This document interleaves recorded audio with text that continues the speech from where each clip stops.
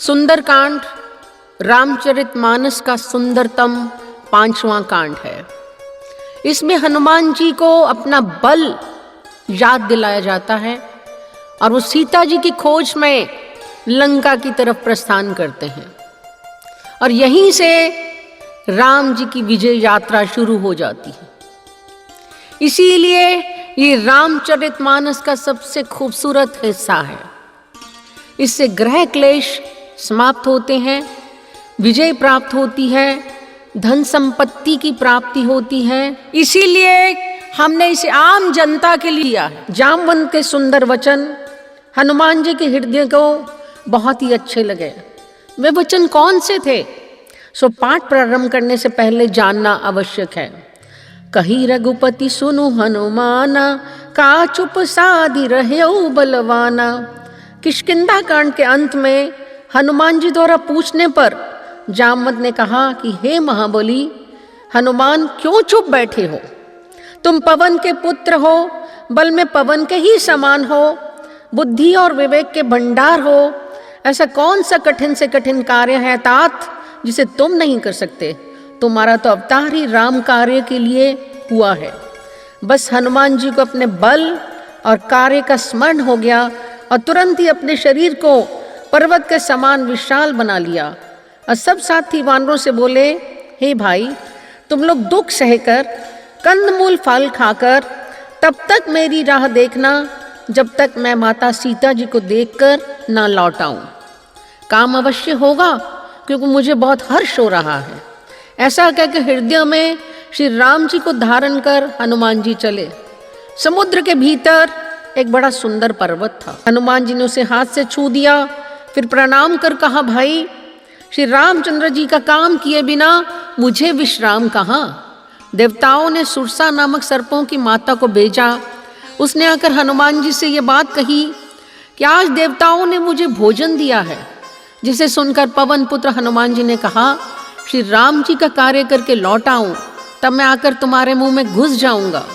जब किसी भी उपाय से उसने जाने नहीं दिया, तब हनुमान जी ने कहा, तो फिर मुझे खा ले। जैसे ही सुरसा मुख का विस्तार बढ़ाती थी तो हनुमान जी उसका दूना रूप दिखलाते थे। उसने 400 कोस का मुख किया, तब हनुमान जी ने बहुत ही छोटा रूप धारण कर लिया और उसके मुंह में घुसकर तुरंत बाहर निकल आए। समुद्र में एक राक्षसी रहती थी। आकाश में जो जीव जंतु उड़ा करते थे वह जल में उनकी परछाई देखकर पकड़ लेती थी। उसने वही छल हनुमान जी से भी किया। वीर हनुमान जी उसको मारकर समुद्र से पार गए। वहां जाकर पर्वत पर चढ़कर उन्होंने लंका देखी। भयंकर शरीर वाले करोड़ों यत्न करके योद्धा वहां नगर की चारों दिशाओं की सब ओर से रखवाली करते थे। नगर के बहुसंख्यक रखवालों को देखकर हनुमान जी मच्छर के समान छोटा स्वरूप धारण कर लंका को चले। लंकनी नाम की राक्षसी बोली, कहाँ चला जा रहा है? हनुमान जी ने उसे घूसा मारा, इससे वो खून की उल्टी करती हुई पृथ्वी पर लुढ़क गई। हनुमान जी ने बहुत ही छोटा रूप धारण किया और भगवान का स्मरण करके नगर में प्रवेश किया। उन्होंने एक एक महल की खोज की। रावण को शयन किए देखा, परंतु महल में जानकी जी दिखाई नहीं दी। फिर एक सुंदर महल दिखाई दिया, वही भगवान का एक अलग मंदिर बना हुआ था। उसी समय विभीषण जी जागे और राम नाम का उच्चारण किया। तब ब्राह्मण का रूप धरकर हनुमान जी ने उन्हें पुकारा। सुनते ही विभीषण जी उठकर वहां आए और प्रणाम करके कुशल पूछी। तब हनुमान जी ने श्री रामचंद्र जी की सारी कथा कहकर अपना नाम बतलाया और विभीषण जी ने श्री जानकी जी जिस प्रकार वहां रहती थी वह सब कथा कही। हनुमान जी ने कहा, हे भाई सुनो, मैं जानकी माता को देखना चाहता हूँ। विभीषण जी ने माता के दर्शन की युक्तियाँ कह सुनाई। तब हनुमान जी फिर वही पहले के जैसा छोटा सा रूप धारण करके वहां से गए जहाँ अशोक वन में सीता जी रहती थी। सीता जी को देखकर हनुमान जी ने मन ही मन प्रणाम किया। जानकी जी श्री राम जी के चरण कमलों में लीन है। जानकी जी को दुखी देखकर पवन पुत्र हनुमान बहुत ही दुखी हुए। उसी समय बहुत सी स्त्रियों को साथ लिए सज धज के रावण वहां आया। उस दुष्ट ने सीता जी को बहुत प्रकार से समझाया, साम दाम भय और भेद दिखलाया। श्री रामचंद्र जी का स्मरण करके जानकी जी तिनके की आड़ करके कहने लगी, रे दुष्ट, तुझे श्री रघुवीर के बाण की खबर नहीं है, तू मुझे सूने में हर लाया है। रे अधर्मी, निर्लज्ज, तुझे लज्जा नहीं आती। सीता जी के कठोर वचनों को सुनकर रावण तलवार निकालकर बड़े गुस्से में बोला, सीता, तूने मेरा अपमान किया है, तेरा इस सिर इस कठोर कृपान से काट डालूंगा। तब मैं दानव की पुत्री मंदोदरी ने उसे समझाया। तब रावण ने सब राक्षसियों को बुलाकर कहा कि जाकर सीता जी को बहुत प्रकार से भय दिखाओ। यदि महीने भर में ये कहना ना माने तो इसे तलवार से मार डालूंगा।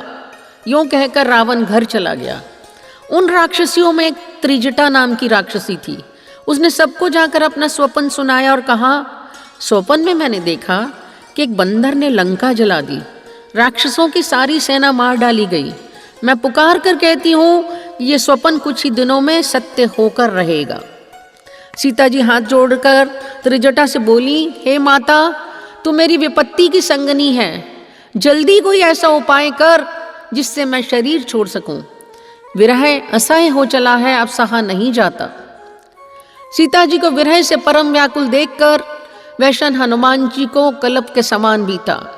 तब हनुमान जी ने हृदय में विचार कर सीता जी के सामने अंगूठी डाल दी। अंगूठी को पहचान कर सीता जी आश्चर्यचकित होकर उसे देखने लगी और हर्ष तथा विषाद से हृदय में अकुला उठी। सीता जी मन में अनेक प्रकार से विचार कर रही थी। उसी समय हनुमान जी राम जी के गुणों का वर्णन करने लगे, जिनके सुनते ही सीता जी का दुख भाग गया।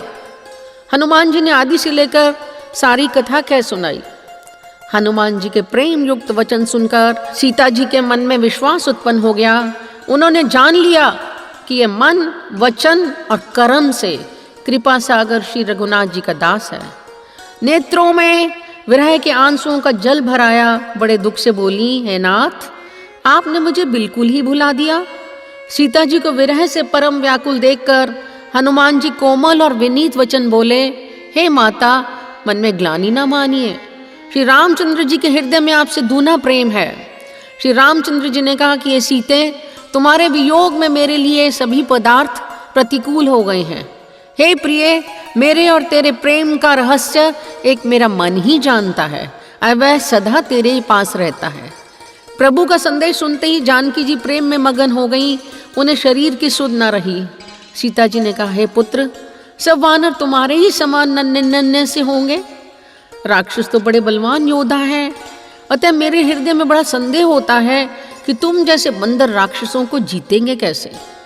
ये सुनकर हनुमान जी ने अपना शरीर प्रकट किया। सोने के पर्वत के आकार का शरीर था, जो युद्ध में शत्रुओं के हृदय में भय उत्पन्न करने वाला अत्यंत बलवान वीर था। तब उसे देखकर सीता जी के मन में विश्वास हुआ। हनुमान जी ने फिर छोटा रूप धारण कर लिया। उन्होंने श्री राम जी के प्रिय हनुमान जी का आशीर्वाद दिया कि हे तात, तुम बल और शील के निधान हो, श्री रघुनाथ जी तुम पर कृपा करें।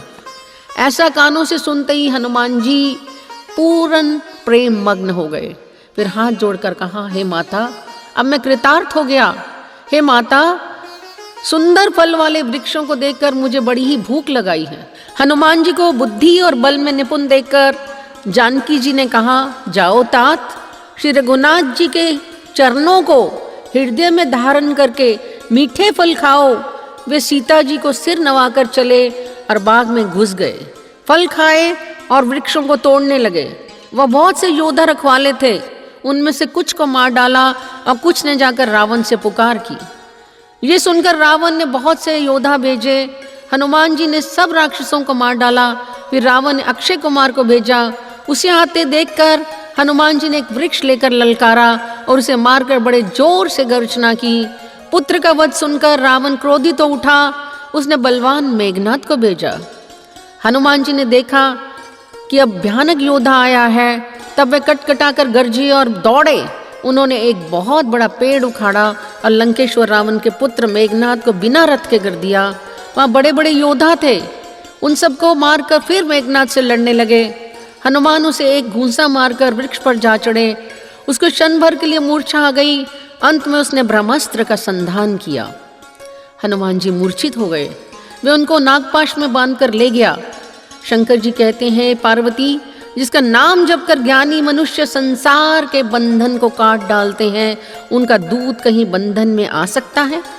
किंतु प्रभु के कार्य के लिए हनुमान जी ने स्वयं को बांध लिया। हनुमान जी को कहता हुआ रावण खूब हंसा कि पुत्र वध का स्मरण करके फिर उसको विषाद उत्पन्न हो गया। लंकापति ने कहा, रे वानर, तू कौन है जिसके बल पर तूने ये वन उजाड़ कर नष्ट कर डाला?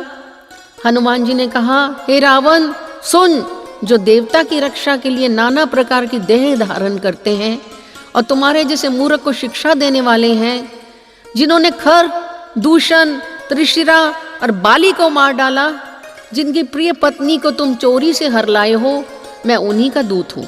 मैं तुम्हारी प्रभुता को खूब जानता हूँ। हे रावण, सुनो, मैं प्रतिज्ञा करके कहता हूँ, राम मुख की रक्षा करने वाला कोई भी नहीं है। हजारों शंकर, विष्णु, ब्रह्मा भी श्री राम के साथ द्रोह कर ले में, तब भी तुम्हें नहीं बचा सकते। मोह जिसका मूल है, ऐसे तम रूप अभिमान का त्याग करके रघुकुल के स्वामी, दया के सागर भगवान श्री रामचंद्र जी का भजन करो। यद्यपि हनुमान जी ने भक्ति, ज्ञान, वैराग्य और नीति से सनी हुई बहुत ही हित की वाणी कही, पर महान अभिमानी रावण बहुत हंसकर बोला कि हमें यह बंदर बड़ा ज्ञानी मिला। हनुमान जी के वचन सुनकर वे बहुत ही कुपित हो गया। अरे मूर्ख का प्राण शीघ्र क्यों नहीं हर लेते? बंदर की ममता पूंछ पर होती है, अतः तेल में कपड़ा डुबोकर इसे इसकी पूंछ में बांधकर फिर आग लगा दो। वचन सुनते ही हनुमान जी मन में मुस्कुराए। पूंछ को लपेटने में इतना कपड़ा और घी तेल लगा कि नगर में कपड़ा, घी और तेल नहीं रह गया। हनुमान जी को नगर में फिराकर फिर पूंछ में आग लगा दी। अग्नि को जलते हुए देख हनुमान जी बंधन से निकलकर सोने की अटारियों पर जा चढ़े। अट्ठास करके गरजे और बढ़कर आकाश से जा लगे। एक महल से दूसरे महल पर चढ़ जाते हैं। नगर जल रहा है, लोग बेहाल हो गए हैं, आग की करोड़ों भयंकर लपटें झपट रही हैं। हनुमान जी ने एक ही क्षण में सारा नगर जला डाला, एक विभीषण का घर नहीं जलाया। हनुमान जी ने उलट पलट कर सारी लंका जला दी, फिर समुद्र में कूद पड़े, फिर छोटा सा रूप धारण कर श्री जानकी जी के सामने हाथ जोड़कर जा खड़े हुए। सीता जी ने चूड़ामणि उतार कर दी, हनुमान जी ने उसको हर्षपूर्वक ले लिया। हनुमान जी ने जानकी जी को समझाकर बहुत प्रकार से धीरज देकर उनके चरण कमलों में सिर नवाकर श्री राम जी के पास गमन किया। समुद्र लाकर वे इस पार आए। हनुमान जी को देखकर सब हर्षित हो गए। सब हनुमान जी से मिले और बहुत ही सुखी हुए। उसने आकर सुग्रीव जी के चरणों में सिर नवाया। कपिराज सुग्रीव सभी से बड़े आत्म के साथ मिले और सब वानरों समेत श्री रघुनाथ जी के पास चले। श्री राम जी ने जब वानरों को कार्य किए हुए आते देखा, तब उनके मन में विशेष हर्ष हुआ। सब वानर जाकर उनके चरणों पर गिर पड़े। जामवंत ने कहा, हे रघुनाथ जी, सुनिए, प्रभु की कृपा से सब कार्य आज हमारा जन्म सफल हो गया है। पवन पुत्र हनुमान जी ने जो किया उसका 1000 मुखों से भी वर्णन नहीं किया जा सकता। तब जामवंत ने हनुमान जी के सुंदर चरित्र श्री रघुनाथ जी को सुनाए। श्री राम जी ने हर्षित होकर हनुमान जी को हृदय से लगा लिया और कहा, हे तात, कहो सीता किस प्रकार रहती और अपने प्राणों की रक्षा करती है? हनुमान जी ने कहा, आपका नाम दिन रात पहरा देने वाला है, प्राण जाएं तो किस मार्ग से? चलते समय उन्होंने मुझे चूड़ामणि दी। रघुनाथ जी ने उसे लेकर हृदय से लगा लिया। हनुमान जी बोले कि हे करुणा निधान, उनका एक एक पल कल्प के समान बीतता है। अतः हे प्रभु, तुरंत चलिए और अपनी भुजा कर बोले कि हे भगवान, मेरी रक्षा करो, रक्षा करो। कहते हुए श्री राम जी के चरणों में गिर पड़े। श्री राम के कर कमल जिसके सिर पर हैं, उस स्थिति का स्मरण करके शिव प्रेम मग्न हो गए। फिर मन को सावधान करके अत्यंत सुंदर कथा कहने लगे। हनुमान जी को उठाकर प्रभु ने हृदय से लगाया और पकड़कर अत्यंत निकट बैठा लिया। तब श्री रघुनाथ जी ने कविराज सुग्रीव को बुलाया और कहा, चलने की तैयारी करो, अब विलंब किस कारण किया जाए? वानरों को तुरंत आज्ञा दो। वानरराज सुग्रीव ने शीघ्र वानरों को बुलाया। सेनापतियों के समूह आ गए। श्री राम जी ने वानरों की सारी सेना देखी। राम कृपा का वरदान पाकर श्रेष्ठ वानर मानो पंख वाले बड़े पर्वत हो गए। श्री राम जी ने हर्षित होकर प्रस्थान किया। अनेक सुंदर और शुभ शकुन हुए। इस प्रकार कृपा निधान श्री राम जी समुद्र तट पर आ उतरे। उधर लंका में जब से हनुमान जी लंका को जलाकर गए तब से राक्षस भयभीत रहने लगे। दूतियों से नगरवासियों के वचन सुनकर मंदोदरी बहुत व्याकुल हो गई और मन में चिंता करने लगी कि पति पर विधाता प्रतिकूल हो गए हैं। रावण जो ही सभा में जाकर बैठा उसने ऐसी खबर पाई और सबसे कहा कि उचित सलाह दीजिए। तब दरबारी हंसे और बोले, आपने देवताओं और राक्षसों को जीत लिया, फिर मनुष्य और वानर किस गिनती में है। इसी अवसर पर विभीषण जी आए। उन्होंने बड़े भाई के चरण में सिर नवाया और ये वचन बोले, हे नाथ, काम, क्रोध, मद और लोभ ये सब नरक के रास्ते हैं। इन सब को छोड़कर श्री रामचंद्र जी को भजिए। हे तात, राम मनुष्य के ही राजा नहीं हैं, वे समस्त लोकों के स्वामी और काल के भी काल हैं। मैं बार बार आपके चरण लगता हूँ, विनती करता हूँ कि मान, मद और मोह को त्याग कर आप कौशलपति श्री रामचंद्र जी का भजन कीजिए। सीता जी उनको दे दीजिए जिससे आप अहित ना हो। उसे सुनते ही रावण क्रोधित हो उठा और बोला कि रे दुष्ट, मेरे नगर में रहकर प्रेम करता है तपस्वियों पर, मूर्ख, उन्हीं से जा मिल और उन्हीं को नीति बता। ऐसा कहकर रावण ने उन्हें लात मारी। रावण ने जिस क्षण विभीषण को त्यागा उसी क्षण वह अभागा वैभव से हीन हो गया। विभीषण जी हर्षित होकर मन में अनेकों मनोरथ करते हुए रघुनाथ जी के पास चले। विचार करते हुए वे शीघ्र ही समुद्र के इस पार आ गए। वानरों ने विभीषण को आते देखा तो सुग्रीव के पास आए और उनको सब समाचार के सुनाए। सुग्रीव ने कहा, हे रघुनाथ जी सुनिए, रावण का भाई आपसे मिलने आया है। ये इच्छानुसार रूप बदलने वाला छली न जाने किस कारण आया है। भगवान के स्वरूप को देखकर विभीषण के नेत्रों में जल भर आया और अत्यंत पुलकित हो गए। मन में धीरज कर उन्होंने कोमल वचन कहे, हे नाथ, मैं दशमुख रावण का भाई हूँ। मैं कानों से आपका यश सुनकर आया हूँ कि प्रभु भव के भय का नाश करने वाले, हे दुखियों के दुख को दूर करने वाले और शरणागत को सुख देने वाले श्री रघुवीर, मेरी रक्षा कीजिए, रक्षा कीजिए। विभीषण जी के दीन वचन प्रभु के मन को बहुत ही भाए। उन्होंने विभीषण जी को हृदय से लगा लिया। उनको अपने पास बैठाकर श्री राम जी भक्तों के भय हरने वाले वचन बोले, तुम्हारा निवास बुरी जगह पर है, दिन रात दुष्टों की मंडली में बसते हो, तुम्हारा धर्म किस प्रकार निपटा है। विभीषण ने कहा, रघुनाथ जी, आपके चरणारविंद के दर्शन कर अब मैं कुशल से हूँ, मेरे सारे भय मिट गए। हे कृपालु, आप जिस पर अनुकूल होते हैं उसे तीनों प्रकार के भवसुल नहीं व्यापते। हे कृपा और सुख के पूर्ण श्री राम जी, मेरा अत्यंत असीम सौभाग्य है जो मैंने ब्रह्मा और शिव जी के द्वारा सेवित युगल चरण कमलों को अपने नेत्रों से देखा। श्री राम जी ने कहा, हे सखा सुनो, मैं तुम्हें अपना स्वभाव कहता हूँ। जो सगुण साकार भगवान के उपासक हैं, दूसरों के हितों में लगे रहते हैं, नीति और नियमों के दृढ़ हैं, जिन्हें ब्रह्मा के चरणों से प्रेम है, वे मनुष्य मेरे प्राणों के समान हैं। तुम्हारे अंदर उपयुक्त सब गुण हैं, इससे तुम मुझे बहुत ही प्रिय हो। प्रभु की वाणी सुनते विभीषण जी सबके हृदय की भीतर की जानने वाले, हे कृपालु, शिव जी के मन को सदैव प्रिय लगने वाली अपनी पवित्र भक्ति मुझे दे दीजिए।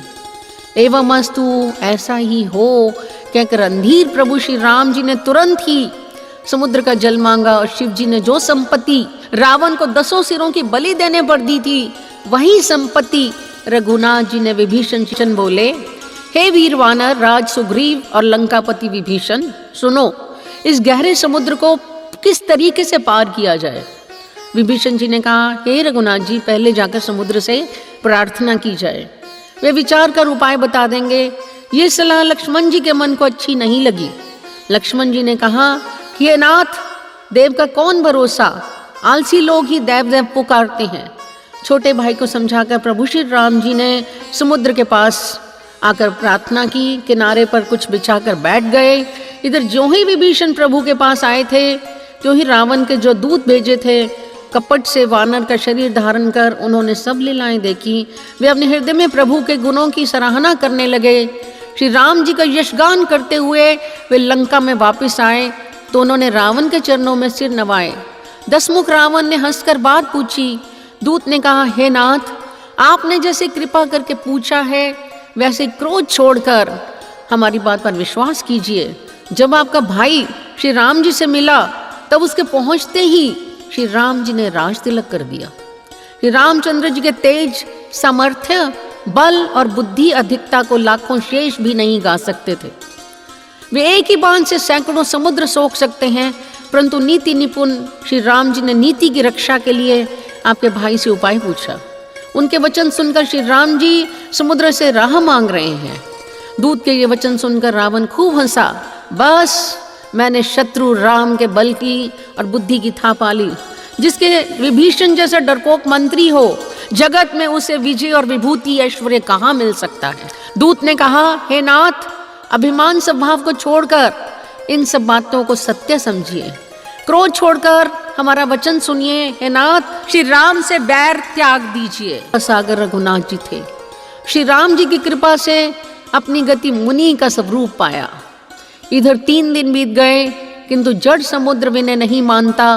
तब श्री राम जी क्रोध सहित बोले, हे लक्ष्मण, धनुष बाण लाओ, मैं अग्नि बाण से समुद्र को सोख डालूं। ऐसा कहकर श्री